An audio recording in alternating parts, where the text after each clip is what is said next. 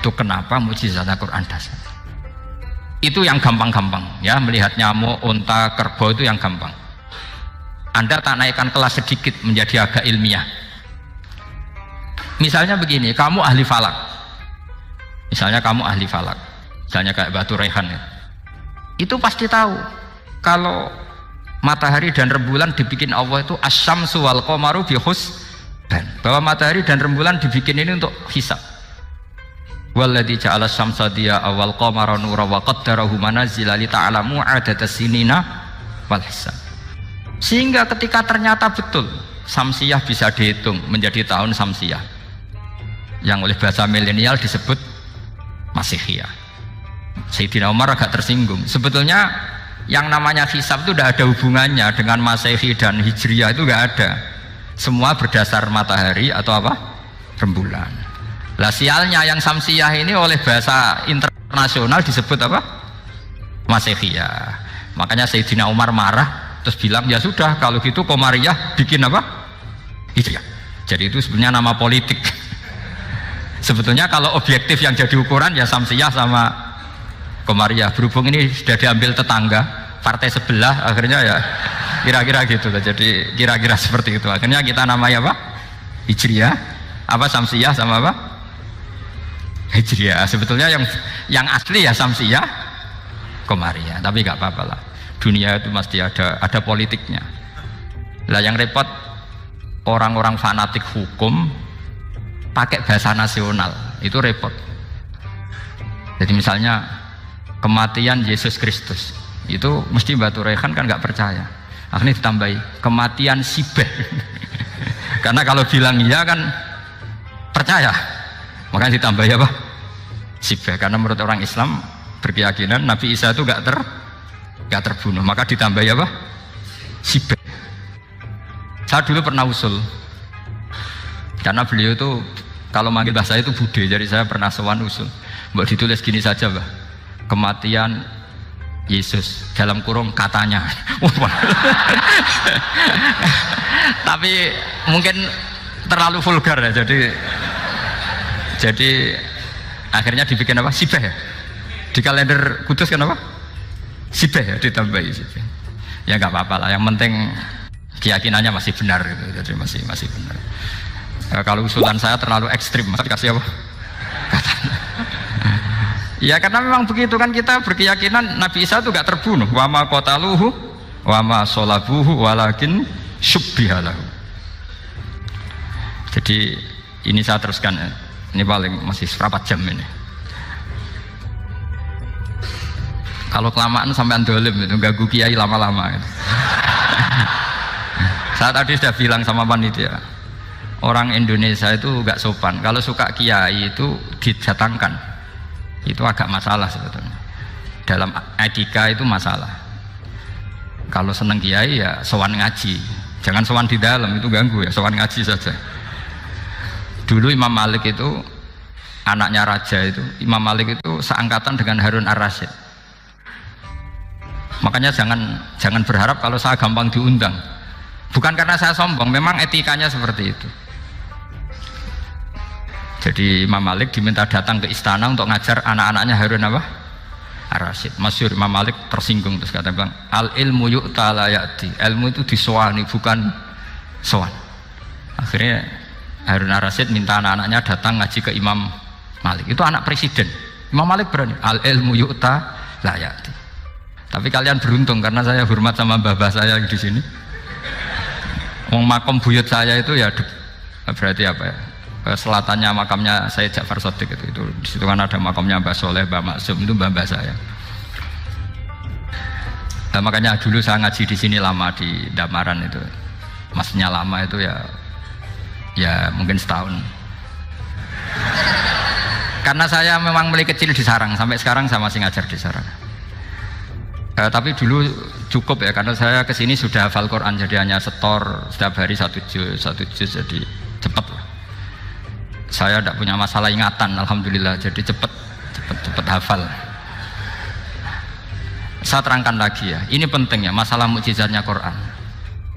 Selama ini orang tuh mau bilang tok, mukjizatnya Quran itu dahsyat, tapi nggak bisa menerangkan. Itu masalah. Makanya kita harus bisa menerangkan mukjizatnya Al-Quran dahsyat itu apanya. Yaitu tadi, tongkatnya Nabi Musa hanya disaksikan oleh orang yang di era itu. Toh tujuannya mukjizat adalah diakui kemudian orang menjadi iman. Lalu Rasulullah SAW beliau sudah intaqala ila rafiqil a'la.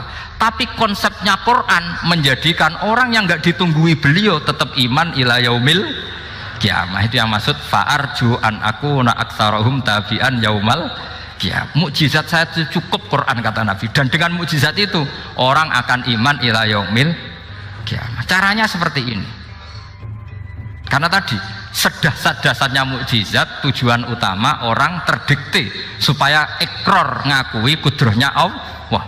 Lah ngono kok ngenteni tongkat sakti lah opo? Cukup deloknya mau. Paham ya? Jelas ya? Alhamdulillah mau naik kelas ini sudah benar ini sudah benar. Terus kedua begini, kedahsyatan Quran lagi. Quran itu bisa merunut, mentartibkan logika. Bahkan logika ini logika yang universal. Siapa saja merasakan logika itu. Misalnya begini, dulu orang kafir itu punya Tuhan banyak. Tentu yang dipertuhankan ya mana? Yang dipertuhankan itu banyak. Karena pikiran mereka urusan banyak, problem banyak, ya Tuhannya harus banyak. Ada BPKB 3D kan, istri cerewet macam-macam lah itu kan. Problemnya banyak, maka Tuhannya harus banyak. Karena Tuhan itu maknanya penyelesai masalah. Sehingga kalau masalahnya banyak, Tuhan harus banyak. Ketika Rasulullah membawa konsep satu Tuhan, mereka janggal.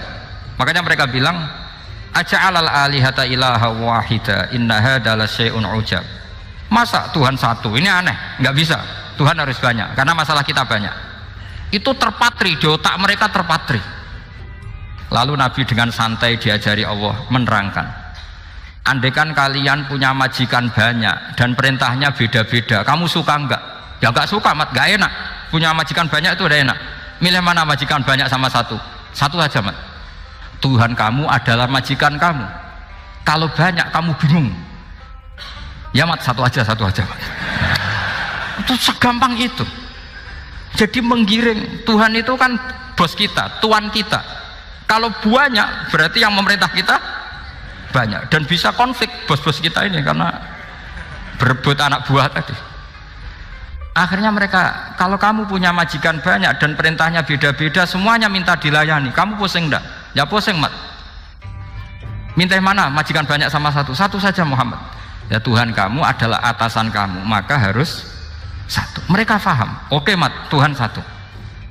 Itu yang dimaksud dorobawaw matalar rojulan fihi syuraka umutasyakisuna warojulan salamal lirojul hal yastawiyani masalah. Langsung alhamdulillah. Karena mereka yang paling bodoh pun faham dengan logika itu, faham. Kalau Tuhan banyak, perintahnya banyak, kita repot. Maka Allah bikin satu masalan, yaitu rojulan fihi syuraka umutasyakisuna warojulan salamal dirojul. Satu lelaki, satu bos, satu perintah. Kayak apa mudahnya Allah. Kemudian mereka tetap menuhankan Lata, Hubal dan Uzza karena mereka dipertuhankan. Sebenarnya nggak pernah Tuhan tapi dipertuhankan. Allah memberi contoh itu sederhana sekali.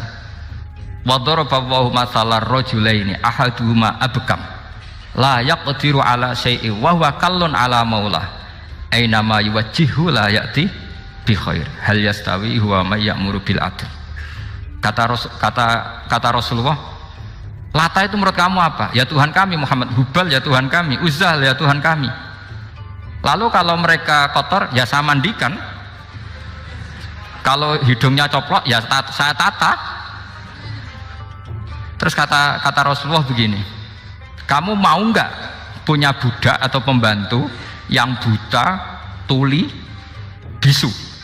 Kamu mau nggak punya pembantu loh ya, pembantu itu budak zaman dulu. Kamu mau nggak punya pembantu yang buta, yang tuli, yang bisu? Wah gak doyan mat, nggak apa pembantu ngono. Lah pembantu saja kamu nggak mau yang gitu, kok malah punya bos begitu? Orang yang tuli, yang bisu, yang kopok, jadi pembantu saja nggak layak, kok malah jadi pangeran.